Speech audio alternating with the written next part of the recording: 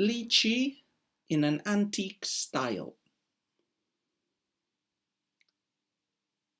These men are veterans of long marches. Though young, they have fought in Zhou and in Yan. They risk their all under enemy horses' hooves, caring nothing for their own lives. In battle they kill their foes who dare not advance, frightened by their whiskers, stiff as hedgehog quills. Their horses fly like white clouds under yellow clouds of dust. Till they requite a nation's favour, they will not return to their homes. Here in Liaodong, a young girl, barely 15, master of the lute and matchless as a singer and dancer, plays a frontier tune for us on her Tibetan flute, and 3 armies' tears fall down like rain. So here we have a poem by Lychee, and before talking about the poem and its style and characteristics, a very brief semblance of Lychee. Not an extremely well-known poet, at least I couldn't remember him, although I had read a little bit about him in another book. He is a writer of the High Tang period, that is the first half of the 8th century, died before the Anlushan rebellion, and was friends with other more famous poems like Wang Changling or Wang Wei. From what I've gathered, his forte was the heptasyllabic old-style poem, and this is reflected in this anthology. He has 7 poems in this book, which is quite a lot, especially considering what we mentioned before of other authors, like Chen Zhuang or Meng Jiao, who are clearly underrepresented. He has 7 poems, as I said, and 5 of them are in this section of heptasyllabic gushi. So it's clear that this is a genre that people thought he did his best in. And he's generally represented, from what I've read, as a kind of a lesser Li Bai. He passed the examinations, never had important positions. He was a district defender for many years. He dabbled into Taoistic and alchemistic practices when he was old and when he retired from office. So both in his life, maybe not so much in his life, but especially in the topics he covers, he is a kind of a lesser Li Bai. And he's got a reputation also for doing good frontier poems. He, like other poets we've already mentioned as well, like, Zhen Shen or Gao Shi, have a reputation for their frontier style, military style poems. And this is a good example. This poem in an antique style that we've read is about life in the borders, the life of soldiers in the frontiers. And in that it's pretty similar to some of the songs we talked about of Wang Changling and even Li Bai when we were talking about 5-word old-style Yuefus, which were also border songs about the hardships of the soldiers in the frontier. So what's the topic of this poem? It's in an antique style, so it's self-consciously imitating the ballads of frontier poetry from the period of disunion. The topic is the topic is, first of all, the bravery of the young soldiers who are fighting in the northeastern frontiers of the empire. They are brave and fearless soldiers, and most of this poem praises their bravery, their daring, in a way that sounds almost akin to epic poetry. So there is, in most of the poem, there is very little reference to the typical pessimistic views of war that abound in Chinese poetry. But that comes in the last stanza, and there we have the perennial topic of the sadness of being far away from home, in this case because of military service. So let's go little by little and couplet by couplet, as we usually do. So we could say that the first 3-4 couplets show us the protagonists of this poem, which are the soldiers. It shows their bravery. First couplet: these men are veterans of long marches.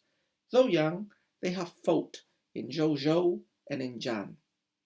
So we're describing the army. They are veterans, young people, but they've already fought in many campaigns. And we get a more specific location of where they're fighting. They're in Zhou and in Jan. Now, Zhou appeared in the previous poem in Chen Ziyang's Song of Climbing the Terrace at Zhou. Zhou was in present-day Beijing. At the time of the Tang Dynasty, this was not a capital or anything like it. It was a very remote area in the extreme northeastern frontier of China. To the north and to the northeast, it was surrounded by barbarians. To the north, the Jurchen, who would later, a couple of centuries later, manage to conquer the north of China and install their own dynasty, the Jin. To the northeast, the Koreans, who had, during the Song and even during the Tang, repeatedly defeated attempts of the Chinese to conquer them. Zhou is the same as Yan. Yan is a more literary ancient name for that place in that region. It's the name of one of the kingdoms of the Warring States period. So there we are in the frontier in the northeast, next to the East Asian steppe and to the barbarians. And here are our brave young veterans fighting the wars of the empire. More details about them. They risk their all and their enemy horses' hooves, caring nothing for their own lives. So they're brave people, brave soldiers who risk their lives in fighting the enemy on horseback. Remember, the enemy would mostly be nomadic cavalry, the typical Tartar type of military force that you encounter in Central Asia during the Middle Ages. In battle, they kill their foes who dare not advance, frightened by their whiskers, stiff as hedgehog quills. You know, I like this image of whiskered soldiers, and their whiskers are like a hedgehog's quills. I imagine it's not intentionally funny, but I like the image. And again, it's transmitting us a very epic exaltation of the soldiers, which is not that typical, as we've said, in most Chinese poetry. Not only them, their horses are quite good as well. And I like this cloud on cloud imagery that appears in the next couplet. Their horses fly like white clouds under yellow clouds of dust. Till they requite a nation's favour, they will not return to their homes. So we get also a very visual image of war, of horses galloping. And, this creates in a steppe land like that of northeastern China, Mongolia, this creates, big clouds of yellow dust. So the horses, the white horses, look like white clouds floating on the yellow clouds. So it's quite a visual, quite a nice image. And again, their bravery and their loyalty is emphasized. Yeah, they will serve the nation that gave them birth, and until they've paid their debt, they won't come back. Now the last couplet has not the last couplet. The last two couplets have a completely different tone. And we get back to the traditional Chinese anti-militarist tone of martial poetry for the most part. Here in Liaodong, a young girl, barely 15, master of the lute and matchless as singer and dancer. So the focus changes. We're still in the northeast. Liaodong is the name of a county which would be subordinated to the bigger prefecture of Youchou. It's in the extreme east of the northeast, in the frontier with the Korean kingdoms. So here in Liaodong, the focus now moves from the soldiers to a sing-song girl, very young sing-song girl, 15, and she's an entertainer for the troops. And what does she do and what happens? She plays a frontier tune for us on her Tibetan flute, and 3 armies' tears fall down like rain. So we may imagine that this girl is not Chinese. She plays her Tibetan flute, so she might probably be Tibetan. Now, the Tibetans in the Tang Dynasty were barbarians. They were foreigners, not incorporated into China. They were in the western frontier as opposed to the eastern frontier where we are here. And for some periods, they were a big threat to the Tang Dynasty and to its frontiers. So we have this young girl, probably Tibetan, so a barbarian, playing a tune for the soldiers. And the 3 armies, this is a hyperbole, but it refers all the soldiers encamped here in the eastern frontier listening to her. They cry and cry and cry. Why are the soldiers crying? Well, the songs of this young girl probably remind them of their own homes. So they're probably the home ballads of this girl, Tibetan ballads, and they're probably reminding the soldiers of their own home, of their own families, of their own wives and daughters, and of how remote they are from home in this endless war of the frontier. So they're crying, they're desolate. The images, this appears a lot in Chinese poetry. We've already seen poems ending with tears falling. I like the organization of this anthology. So you can see that this poem connects in a lot of aspects with Chen Zhuang's previous poem, which was also located in Zhou, and which also ended with tears falling. In the last poem, Chen Zhuang ended up crying. My tears begin to fall. And in here, the three armies' tears fall down like a rain.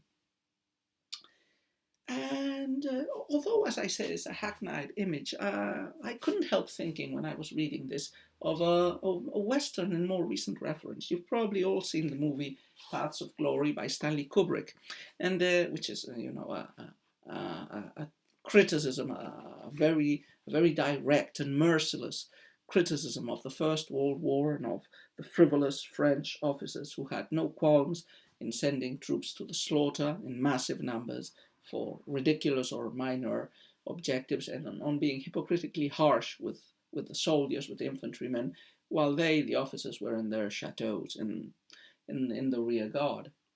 And there is a scene at the ending of Paths of Glory, after the execution of the soldiers, when the members of the regiment are listening to a German prisoner, a woman, and the scene starts quite violently. They're leering at her, making fun of her, insulting her, making obscene gestures and expressions. And the girl starts singing. They force her to sing. She sings a sad German song about a cavalryman, I think. And as the song progresses, the soldiers stop making fun of her and stop laughing. They become sad. Some start to cry. So there is this human empathy and this transmission beyond ethnicities, beyond frontiers, of the pain, the suffering of war, and of being parted from other people, and of music acting as a catalyst, song acting as the catalyst that makes us all feel the sadness and share the sadness of war, misfortune, suffering, and separation, and which joins us together in the human fold. So these two images, I feel, juxtapose very well the Paths of Glory ending, the German girl singing for the Frenchmen who end up sad and singing with her and feeling empathy, and with this denunciation of war as a horrible thing, and the same thing with this ending, in which the presumably Tibetan girl is moving the hearts of the Chinese soldiers. And again, another Chinese poem that tries to be a little bit epic and to praise the soldiers, but goes always back to the same typical idea in Chinese poems about war. War is an evil, war is something bad, even when it is sometimes unnecessary evil.